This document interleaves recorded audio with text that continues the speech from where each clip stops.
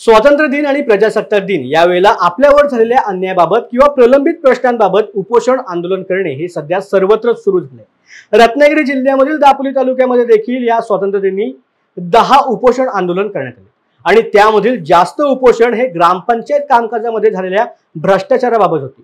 गव्हे, पाळले, मोजे, दापोली, वाकवली अशा वेगवेगळ्या गावांमधील नागरिकांनी प्रशासनाने कामामध्ये केलेला भ्रष्टाचार आणि दिरंगाईबाबत उपोषण केल्याचं पाहायला मिळतं। याबाबत दापोलीचे ज्येष्ठ पत्रकार प्रशांत कांबळे यांनी विवेचन केलंय, पाहूया।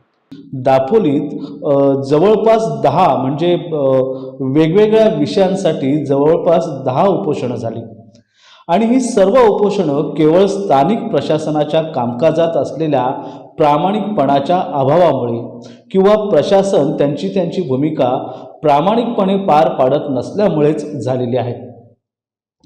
त्यापैकी जवळपास 5 ते 6 उपोषणं ही केवळ ग्रामपंचायतींच्या कारभाराबाबत आहेत। त्यापैकी गवे आणि दाभोळ या 2 ग्रामपंचायतींचा विषय तर अत्यंत गंभीर आहे। या दोन्ही ग्रामपंचायतींमध्ये लाखो रुपयांचा भ्रष्टाचार प्रथम दर्शनी लक्षात येतोय आणि महत्त्वाचं म्हणजे या कारभाराविरोधात त्या गावचे स्थानिक ग्रामस्थ मागील 2 वर्षांपासून या विषयांचा पाठपुरावा करतायत। या दोन्ही ग्रामपंचायतींमध्ये न झालेल्या विकास कामांच्या लाखो रुपयांमध्ये तत्कालीन ग्रामसेवक आणि सदस्य यांच्याकडून आर्थिक व्यवहारांमध्ये अनियमितता आढळून येते।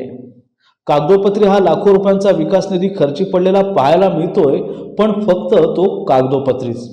प्रत्यक्षात जागेवर मात्र एकाही रुपयाचं काम झालेलं आढळत नाही।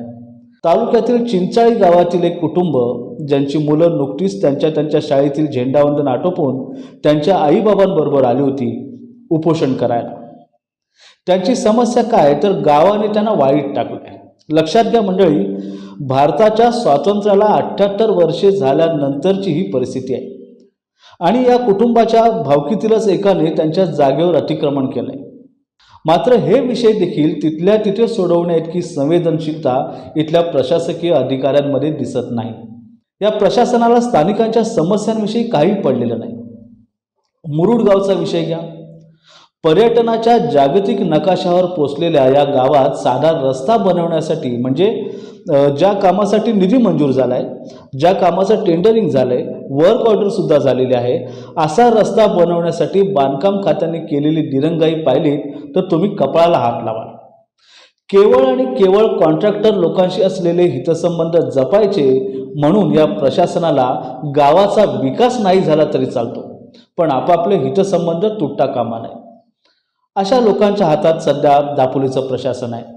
पाळले आणि मांदिवली या 2 गावांच्या उपोषणाने संपूर्ण तालुक्याचं लक्ष वेधून घेतलं।